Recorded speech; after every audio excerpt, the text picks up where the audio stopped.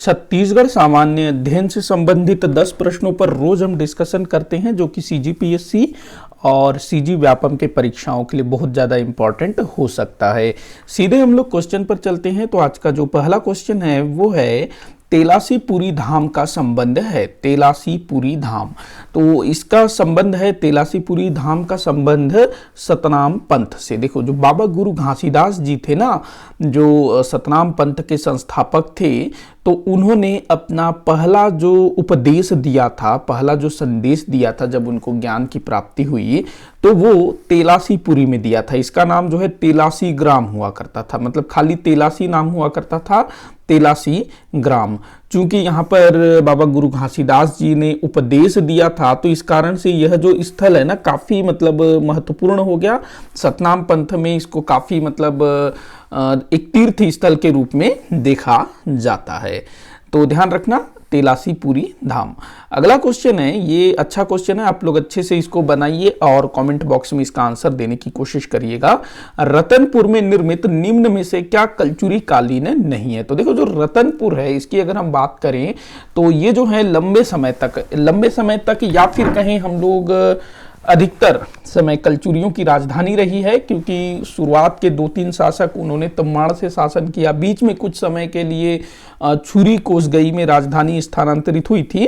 इन सबको छोड़ दिया जाए तो रतनपुर में लंबे समय तक कलचुरियों ने राज किया है, या फिर रतनपुर से कलचुरियों ने छत्तीसगढ़ में लंबे समय से शासन किया है। कालांतर में जब मराठों ने छत्तीसगढ़ पर शासन किया, तो उन्होंने भी रतनपुर को ही अपनी राजधानी बनाए रखी थी। तो रतनपुर में काफी कुछ निर्माण हुआ है स्थापत्य कला के क्षेत्र में। तो इनमें से क्या कलचुरी कालीन नहीं है, ये आपको बताना है। कलचुरी कालीन नहीं है। तो देखो, जो बादल महल है, ये तो भाई कलचुरी कालीन है। बादल महल, इसका जो निर्माण है, बादल महल का जो निर्माण है, राज सिंह ने करवाया था। राज सिंह अपनी पत्नी कजरा देवी के लिए। हाथी किला का निर्माण पृथ्वी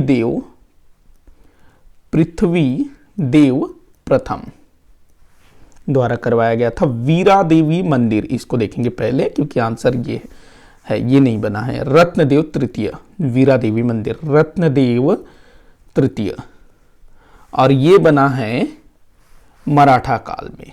बिंबाजी भोसले ने इसका निर्माण करवाया है, बिंबाजी भोसले। तो यहां पर आपका जो आंसर हो जाएगा केवल 3। तो कूट देख लेते हैं भाई। अरे कूट कहां चला गया? अच्छा, यहां पर अ ब स होना चाहिए था। चलो ठीक है, इसको हम स मान लेते हैं, या सी। तो ये जो है बिंबाजी भोसले अथवा मराठा काल में बना हुआ है। अगला क्वेश्चन दिया हुआ है, सर्वाधिक शैल चित्र किस जिले से प्राप्त हुए? काफी बार पूछा गया है, काफी आसान क्वेश्चन है। रायगढ़ से सबसे ज्यादा शैल चित्र प्राप्त हुए हैं। रायगढ़ में एक स्थल है सिंघनपुर, यहां से जो है बहुत सारे शैल चित्र प्राप्त हुए हैं। सिंघनपुर से प्राग ऐतिहासिक कालीन शैल चित्र। इसके अलावा जो बोतलडा की गुफा है, कबरा पहाड़ की गुफा है, वहां से भी हमको शैल चित्र मिले हैं। लेकिन सिंघनपुर की गुफा ये बहुत ज्यादा इंपॉर्टेंट है, रायगढ़ जिला। अगला क्वेश्चन देखते हैं, मावली माता का संबंध किस पर्व से है? मावली माता, तो भाई मावली माता का संबंध किस पर्व से है, ये आपको बताना है। तो इनका संबंध है बस्तर दशहरा से। बस्तर दशहरा में जो है ना, आश्विन शुक्ल पक्ष नवमी को मावली माता को पूजा किया जाता है। मावली माता जो है ना, मुख्यतः ये दंतेवाड़ा की देवी है, दंतेश्वरी माता का एक रूप है, जो कि बस्तर दशहरा में सम्मिलित होने के लिए माँ दंतेश्वरी की तरफ से यहाँ उपस्थित होती है बस्तर में। तो इनका जो है स्वागत किया जाता है आश्विन शुक्ल पक्ष नवमी को, भव्य तरीके से इनकी झांकी वगैरह निकलती है। तो मावली माता का संबंध है बस्तर दशहरा से। मूलतः ये दंतेवाड़ा की देवी है, ये भी ध्यान रखना, और दंतेश्वरी माता का एक रूप है। ये जो गंगा दशहरा है, ये सरगुजा क्षेत्र में मनाया जाता है। ये मेरे ख्याल से ज्येष्ठ मास में मनाया जाता है, गंगा के धरती पर अवतरित होने के उपलक्ष्य में।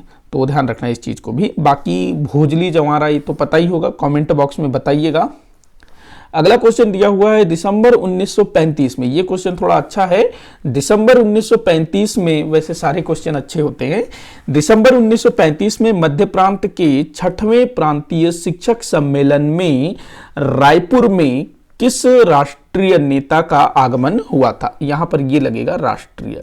देखो क्या है ना कि ये वाला जो पीपीटी है ना, मैंने अपने टैबलेट में तैयार किया था, और मेरे जो टैबलेट है ना उसमें जब मैं टाइप कर रहा था तो ये जो लगता है ये मतलब आ नहीं रहा था। इसके लिए क्या करते हैं हम लोग, कीबोर्ड में आल्ट प्लस 0214, ये हम ना 0214 नहीं, 0171, ये हम प्रेस करना होता है, दबाना होता है एक साथ।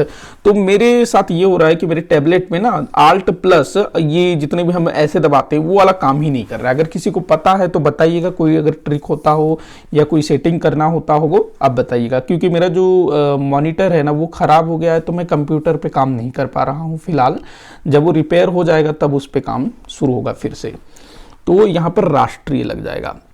तो दिसंबर 1935 में मध्य प्रांत के 6वें प्रांतीय शिक्षक सम्मेलन का आयोजन रायपुर में हुआ था। तो पहला चीज आपको ये ध्यान रखना है, अगर कभी ये पूछा जाता है कि मध्य प्रांत का 6वां प्रांतीय शिक्षक सम्मेलन कहाँ आयोजित हुआ था, तो ये रायपुर में आयोजित हुआ था, और इसमें एक राष्ट्रीय नेता का आगमन हुआ था। कौन थे भाई? वो पंडित जवाहरलाल नेहरू पहली बार हमारे छत्तीसगढ़ आए थे। इससे पहले 1930 में इनका आना तय था, लेकिन इनको रास्ते में ही गिरफ्तार कर लिया गया 1930 में सविनय अवज्ञा आंदोलन के समय। इनके ठीक पहले मतलब पंडित जवाहरलाल नेहरू इस शिक्षक सम्मेलन में भाग लेने के लिए आए, इसके कुछ ही दिन पहले डॉक्टर राजेंद्र प्रसाद भी छत्तीसगढ़ आकर के चले गए थे। दोनों एक ही महीने में आए थे, लेकिन अलग अलग आए थे। पहले राजेंद्र प्रसाद आए, उसके बाद फिर जवाहरलाल नेहरू। ध्यान रखना इस बात को भी। अगला क्वेश्चन दिया हुआ है, असहयोग आंदोलन के समय निम्न में से किन नेताओं ने बहिष्कार स्वरूप राय साहब की पदवी का त्याग किया था? तो भाई किन नेताओं ने राय साहब की पदवी का त्याग किया था? वामन राव लाखे, अधिकतर लोगों को वही याद होंगे जिन्होंने राय साहब की उपाधि का त्याग किया। जनता ने उनको लोकप्रिय की उपाधि दे दी। भाई सरल चीजें बार बार नहीं पूछती है, थोड़ा सा कठिन करता जा रहा है। तो देखो बैरिस्टर कल्याण जी, इन्होंने त्याग किया राय साहब की। मुरारजी थैकर, इन्होंने भी त्याग किया। सेठ गोपी किशन, इन्होंने भी त्याग किया। ये जो बैरिस्टर नागेंद्र नाथ डी थे ना, इन्होंने भी पदवी का त्याग किया, लेकिन इन्होंने राय साहब नहीं, राय बहादुर की पदवी का त्याग किया। ये मेरे ख्याल से 2020 का जो सीजीपीएससी प्रीलिम्स का एग्जाम था ना, उसमें इनके बारे में पूछा था कि किस पदवी का त्याग किया था इन्होंने बोल के। तो यहां पर आंसर होगा आपका 2 को छोड़ के 1 3 4, 1 3 4 ये आपका जो है उत्तर होगा।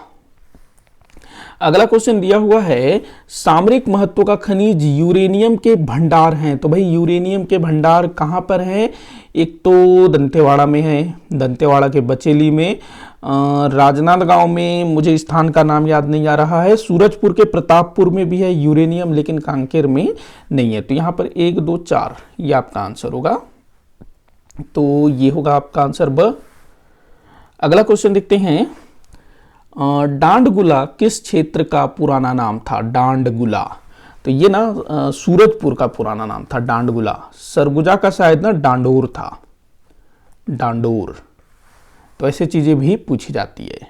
सूरजपुर डांडगुला, सरगुजा डांडोर।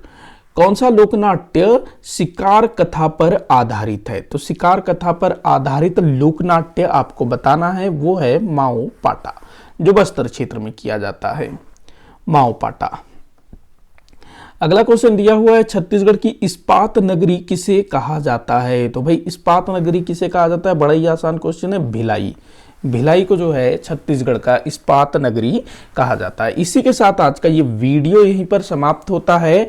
आप मुझे कमेंट बॉक्स में बताइएगा कि आपसे कितने क्वेश्चन सॉल्व हुए। किसी भी क्वेश्चन में कोई भी डाउट हो तो जरूर बताइएगा। वीडियो को जितना हो सके उतना आप शेयर करिएगा, लाइक करिएगा, चैनल को सब्सक्राइब करिएगा। वीडियो को आखिर तक देखने के लिए बहुत बहुत धन्यवाद।